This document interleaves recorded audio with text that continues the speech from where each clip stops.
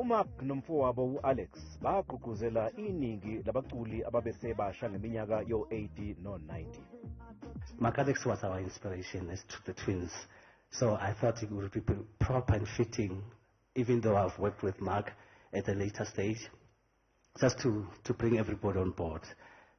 But you know, we did that track and we also had a beautiful performance called Waterfront. Ukuguqa kwakhe ukulahlekelwa okukhulu emkhakheni womculo nezwe lonkana. Ngingasho ngithi cha, ukuhlungu ukulahlekelwa umuntu ebenisebenza naye, nihlala naye, owubhuti kimi, uMarc noAlex, ezulexi besimbiza. uMarc wayaziwa njengomuntu wayethulile. Kodwa labafana babethi quick baby, come and go. Umsebenzi wakhe bekujabulisa abantu. So ufuneka sijabule ukwenzela ukuthi naye azobona ukuthi ngempela siyamphelezela. uYvonne Chaka wayecula ngemumva kuMarc Alex.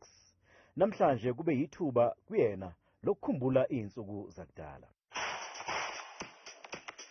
That was the first thing that Marc did. Keep on loving me. uMarc ubeyilungu lebhodi lengqungquthela yezomculo iMoshito Music Conference.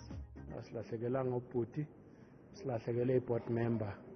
Umuntu bekaseva inhlangano ngokuyikhandla nokuyiqhenya nokufuna ukubona ama-artist akuleli akhululeke asebenze athuthuke. Nakuba kunzima emndenini kwemukela ukushona kukaMarc, kepha usuku lwanamhlanje olokubungaza impilo yakhe. uMarc wabe eyilungu leqembu iMarc Alex elalishisa ikhotha ngeminyaka yo-80 no-90. Lakhipha imicwi ethi quick baby, boys be boys, nenye ethi you are my love. Ama-2000 awathuleke manje. We would actually do shows with Brenda Fassie all over the country, all big cities. And we would always fill it up. It will always be sold out. If it's Brenda Fassie and Marc Alex, we would Good Hope Center. I remember this one particular show we had at Good Hope Center. Still, I'm getting used to what is actually happening. And I remember it was a sold-out show. Lamanoni ayehlala ephuma unombolo 1 kuma-top 20 emsakazo eminingi kulelizwe. Leli qembu lacula phambi kweyihlwele okugcina noMarc ngomandulo nonyaka. uMarc ushone esibhedlela iChrizani Baragwana Soweto ngolwesithathu ebusuku emva kokugula okweyamene nokufutha kwegazi ngamandla. Umthambo wegazi waqhumela ebuchosheni, i-aneurysm. Ubeselwe nalesi sifo ukusuka ngonyaka u-2020.